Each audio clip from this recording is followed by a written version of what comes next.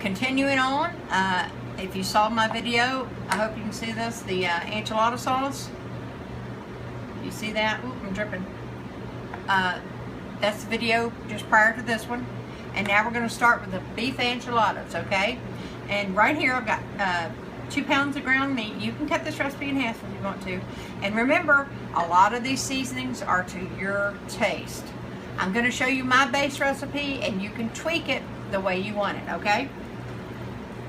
So first of all, I've got 2 pounds of lean ground beef in here that I've already cooked and drained. And what I do is sometimes after I drained it, I refrigerated it, it's a little dry. So I just give just that's probably not even a teaspoon of oil there, just to help it get moving. Loosen it up just a little bit, okay? That wasn't even a real squirt. All right, so I'm getting my, I'm cutting the heat up a little bit. I'm getting this beef warmed up. And what I'm gonna show you my ingredients while that beef is warming up, okay? So you can use about a cup to a cup and a half, whatever you like on your onions, of chopped, finely minced onion like this. I'm using this for the cheese enchiladas in the next video. But you can just mince your onions up like that. And then you would add that to this beef after we're getting it hot. Let me keep that moving. But what I've got here are some of my wonderful, yesterday I did a huge batch, about, I guess it was about 8 pounds worth of onions that I caramelized, low and slow, and I've got a video for that. So that's what I'm using for this. I'm going to use my caramelized onions, and believe it or not, this doesn't look like much, but that's about 1.5 onions. It's concentrated, so I'm going to use that. Like I said, you can use regular minced onions. You just throw them in the pot when your meat's getting hot, okay? So this is starting to get a little hot, so I'll keep talking, but I'm going to go ahead and incorporate my caramelized onions in here. Start to give that a good stir around. All right, and next on the list is I've got the equivalent of about 1 bell pepper. I was freezing a bunch of them yesterday, so I thought I'd give it a little kick. This is a little green pepper, orange, and red pepper. Red bell peppers, just bell peppers. But look, all green's fine. This is just, I had this, I was freezing some, and that's why I had it, okay?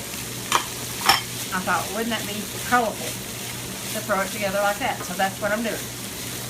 But most of the time, I just use regular old green bell peppers. Alright? So, we incorporate this together. Like I said, that's about 1, but you can, depending on your taste, you can add a little more, a little less. It's up to you. Some of this is a base amount.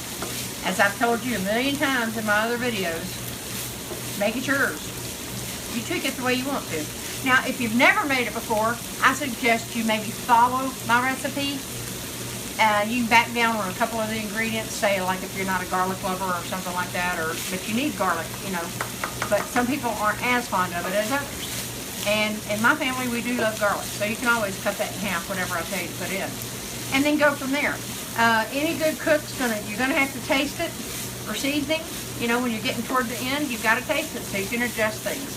But remember, it's better to add less in the beginning so you can add more. If you add too much, you can't take it out.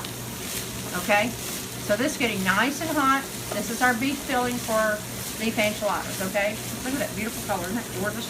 All right, now also, moving next, I've got, let's see, I'm adding, this is about 2 cloves of garlic worth, and this is chili powder, and I believe it's about 2 teaspoons of chili powder. I've got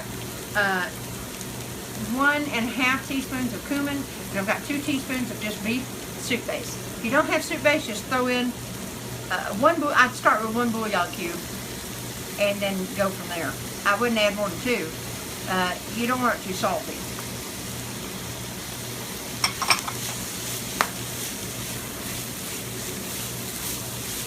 And that just adds, the soup base just adds a little depth of flavor. Alright, and the last thing we're going to add is a little can of green chilies. This is, you know, it's an enchilada, but, you know, people think Mexican food, but this is probably more of a Tex-Mex. I am from Louisiana, and, you know, we eat a lot of Tex-Mex there growing up. They're our neighbors. we eat a lot of things that they eat in Texas. We have some different stuff, but you know, hey, every area is unique.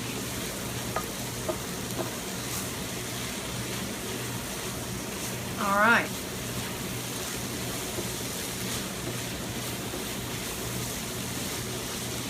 Look at that, isn't that gorgeous? Now, FYI, I do always reserve about a couple of ounces of water. I don't need it this time. But every once in a while I'll be a little on the dry side. It's not, see the caramelized onions were a little liquidy, so that kept everything loose. You don't want it too dry, but you sure don't want it, you don't want it wet. You don't want to push here and see liquid underneath, okay? This is just the way it's supposed to be, okay? So I'm going to do a set change, and I'm going to set everything up. This is hot, by the way. I've got it on oven mitt. And this is going to, and then I'm going to show you how I've got to make a couple of changes, and then I'll come back and I'll show you how to do the tortillas and wrap them, okay? We'll be back. Okay, we're back. I've moved some stuff around here, and I'm going to show you how I do this. This is, you know, people sometimes skip this step, and that's up to you. I'm just showing you how I do it, okay? I've been using white corn tortillas, nothing fancy, and I've got my oil set around 350 degrees, like, you know, medium to medium high, and just about 5 seconds on each side. You're not trying to do anything, you're just trying to get them going. It helps them not get as soggy as they would otherwise. And it also just, it really, I think it really adds to the flavor. Okay, here's one, and then I just take it out, lay it on a paper towel for now, and I think I can get 2 of them done at one time. Just try to go 2. I don't burn myself there. Alright.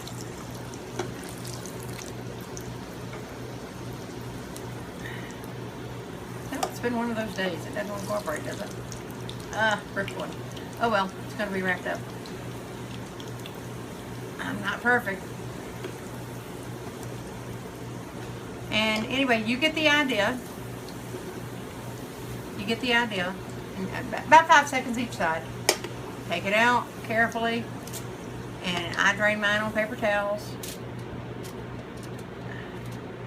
And when I get a whole bunch of these done, I'm going to come back and show you the next step, okay? We'll be back. Okay, we're back. I finished that little bit I had there. I didn't count them or anything.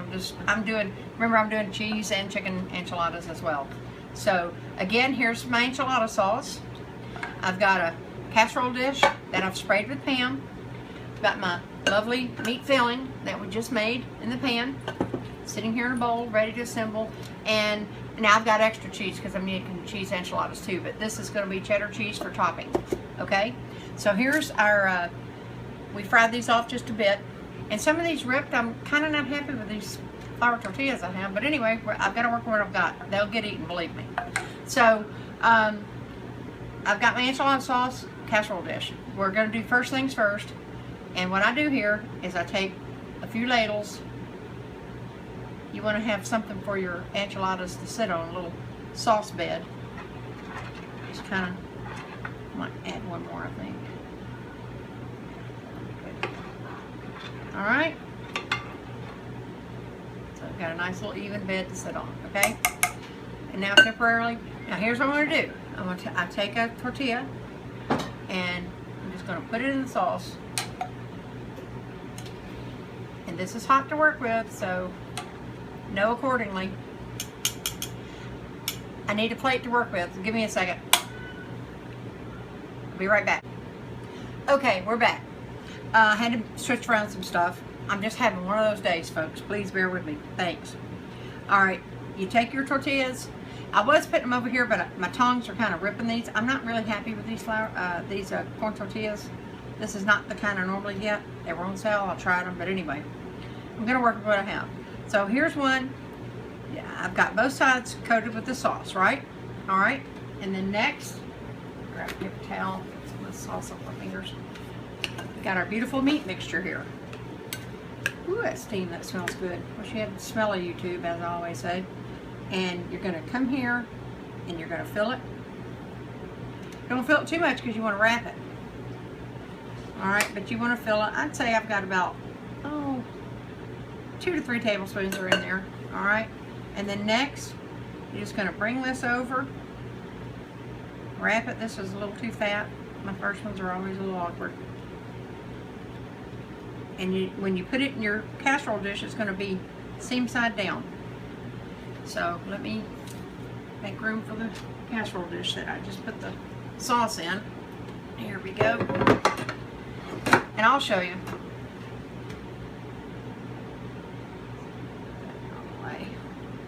And then you're going to just lay them in here. Let me switch around. I'll do a couple more to make sure you get the idea. And then you're going to lay them seam side down. I just start at the end. I'll fill this all the way up, then I'll probably be able to get in some more here, okay? It's a messy job, but if you want these, that's how it's going to be, okay? So, again, I'm going to take a torn one to show you. You can just work with that just as well. So here's one that tore. This one was torn. Move that back out of the way. This one was torn. So I probably may not add as much meat as I would have to account for that. And here's some filling that fell out of the other one. Okay. Enchiladas are a messy job.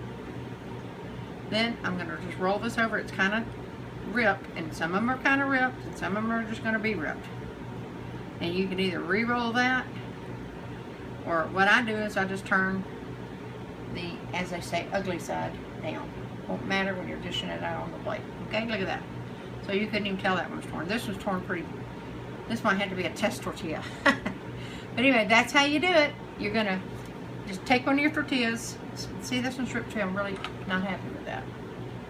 And I sprinkle both sides. Put sauce on both sides. This is hot. That's why I've got the gloves on. Normally I wouldn't wear gloves, but this stuff's hot. And then my messy gloves. Wipe my hands again. I don't get sauce all over that handle. And I just come in. I'm adding in between 2 to 3 tablespoons. I don't really know. I'm just going to go till I run out. Now this one was ripped on this side, so I usually don't roll opposite, but I'm going to this time. So I'm rolling towards me. I usually roll away. Like I said, we're going to take that the quote ugly side. Just put it down. Look at that. That's still full. And remember, any of this meat that slips out that doesn't end up making it into an enchilada, I'm just going to sprinkle it in there. It'll get eaten just the same, okay? So I'm going to do the rest of these, then I'm going to change my set, and we're going to come back. I'll show you these when they're done. But, oh, I know what I wanted to tell you. I'm going to go ahead and do this just so I can show you, but let me clean my hands again. I'm sorry. I don't normally waste paper like this, but this is messy. What I do here is, at the end, after I get them all in here, I'm just going to cover them with more sauce, like this. And then I'm going to come back in, and I'm going to give a nice hearty sprinkling of cheddar. Alright? Bake it 350 for in between 20 and 30 minutes. Keep an eye on them.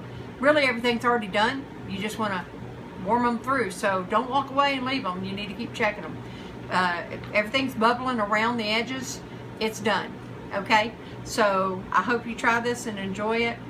And I will be back and show you the cheese enchiladas as well. Okay? Be right back. Okay, this is going in the oven in between 20 and 30 minutes till all this cheese and the sauce is bubbling around the edges, okay? I'll show you when I get it back out. Okay, here you have it. Beef enchiladas. I hope you'll try this and enjoy it. I'll see you next time. Bye.